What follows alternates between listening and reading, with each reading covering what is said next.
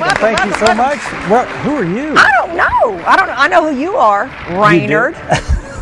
I have been waiting 2 long weeks to come back and tell everybody about the play Daniel was in. I know it's too late to go see it, but Daniel does have a DVD he might share with you. Oh, Daniel, I could make some money. You were Reynolds. What was your last name? Chisholm. Reynolds Chisholm. And I know you won't believe he could pull this off, but he played a doofus, folks. And you played it wonderfully. You don't think that I could pull it off? Yes, you played it wonderfully. It's my specialty. It was. And as I told you, you had the type of character that had to be overplayed without making him a cartoon character, and he did an excellent job. It was wonderful up at the Lyric Theater in Harrison. Well, about 3 weeks ago now, I guess. It's been 3 weeks. Saturday night, and I had a ball. I was texting Dan during the show, knowing he wasn't going to see him until later, but you know, I was very proud of you. You did a great job. You told me you were going to be in the audience, and I worried more about you than anyone else in there. He thought I'd boo him. Because, no, you're quite critical. Yes, I am. Yes, I am. I will not take that as an insult. I am quite critical. And when I would think, I can't miss my mark, I can't miss my lines because when I asked Sandy how I did, she will say, "Well, you did really well, but you were a little late here."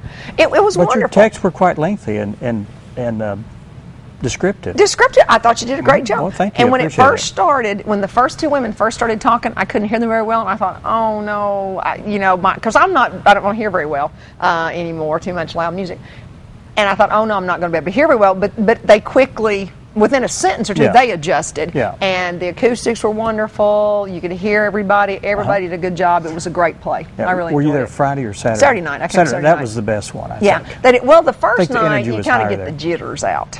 And then sometimes by the last performance, people are kind of like, last one, woo.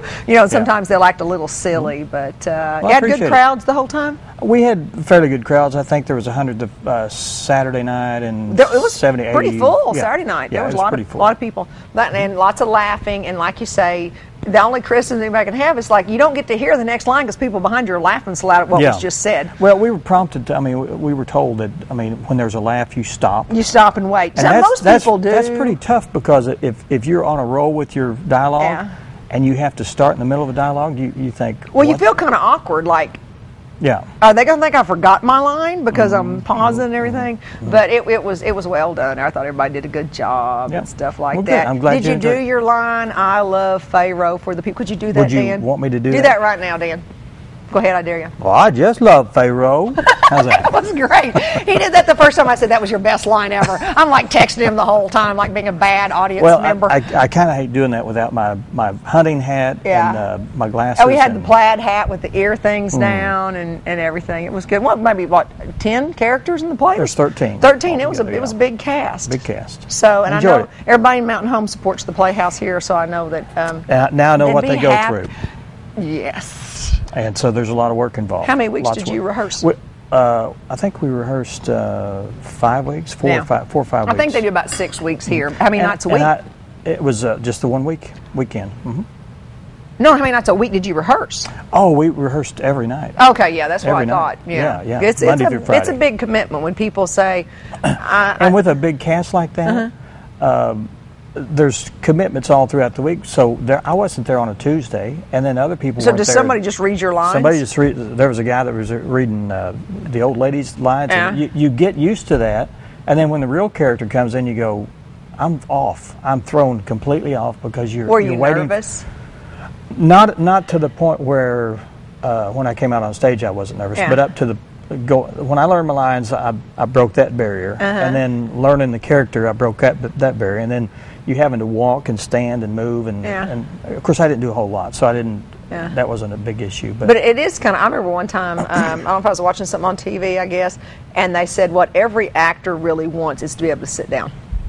They said to sit because sitting is easy, but having to stand and know what to do with your body, and they said what every actor really wants to happen is to have a scene where they just get to sit down. Where they just get to sit down. Yeah, because then like us, once you're sitting, you're okay, but when you stand, you don't know what to do with your hands, and you shift your weight and things like that. Well, I'm fairly comfortable in what we do here. Well, I know, but there's just a little camera there. Right. And there's a big difference. That bothers people, but there's not an audience that you're playing to and stuff like that. And I have talked to large audiences before, but smaller, like 10 or 12 people, that bothers me more than anything else. Bigger the crowd? Like this crowd here that we've got. The crowd. Well, it's because it's women. Well, there's Travis out there. We have Travis. But Travis is going, what? Wait a minute. You know, I've known Travis his whole entire life. Okay, it's okay. I know Travis. He doesn't look anything like a woman to me. Over here, you know. But we've got 4 women out there, and you know how those of you who are regular viewers, not like some people out there in the audience, but anyway, those people who are regular viewers, they know how nervous women make Daniel.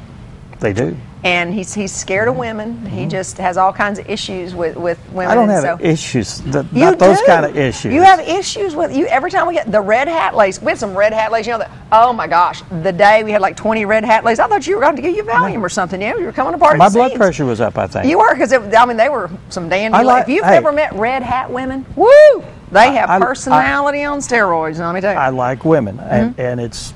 I'm glad you like women. That's a good point to make. Okay, I just making that clear, everyone. Making that clear, everybody.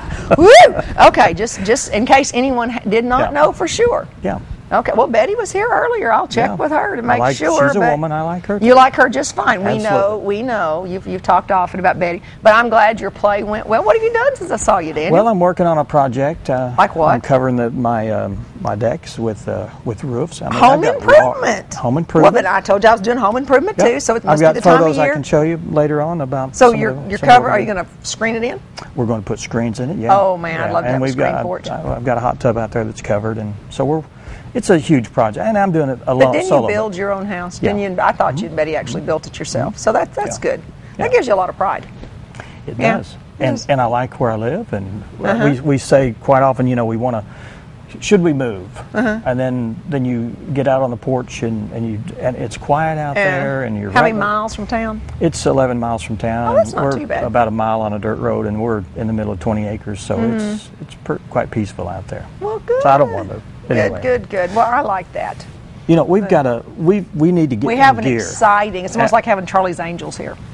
That's right. It is, because we're going to have 3 ladies in a little while. Yeah. But they're not all together. See, Marilyn has her own. She's like a one-woman show. Okay. But the other 3 would be Charlie's Angels. She could be Wonder Woman, and the other could be Charlie's Angels. Yeah, you could be. But I'm not sure Wonder Woman and Charlie's Angels are really the same. Maybe like Angie Dickinson as Police Woman. Oh, yeah.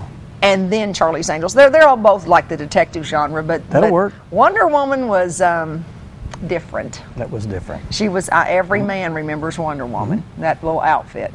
I do. Her boots, her robe. I can see it all now, right there in her tiara. In my memory. Exactly. I'm telling you. Oh my goodness. Well, all right, you introduce these ladies for us. You want me to? Please. Or why don't you? Well, I'd love to. Are you afraid you can't pronounce Trinika's name? I know, it's like, what's her name? It's Trinika.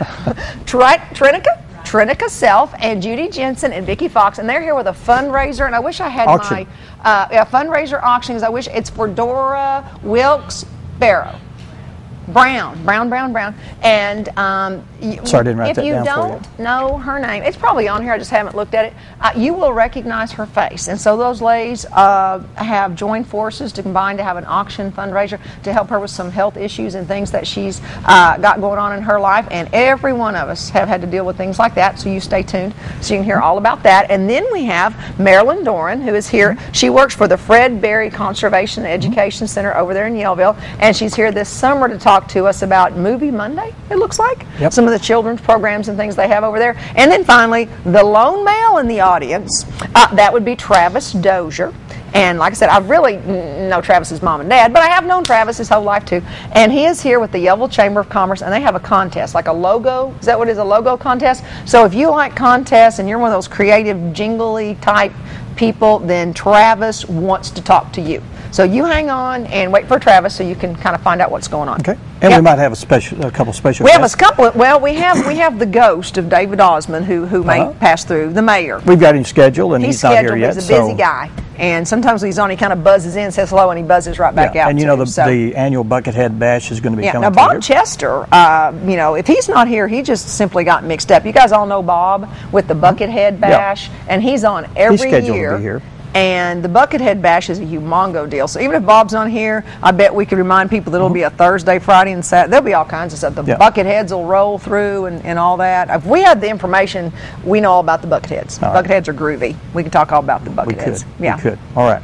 Well, I'm ready to go. You ready to go? I'm ready to rock and roll. I've missed you. Now I missed you too. Here we are, Good. me Here and we go. Raynard. Woohoo! Raynard and Sandy, let's go. Boy. All right, we're going to be taking our first break, and when we come back, we'll be talking with Charlie's Angels, is that right? Yeah, Charlie's Angels is coming on first. All right, we'll talk about it to them. And we'll be talking about a fundraiser, so stay with us.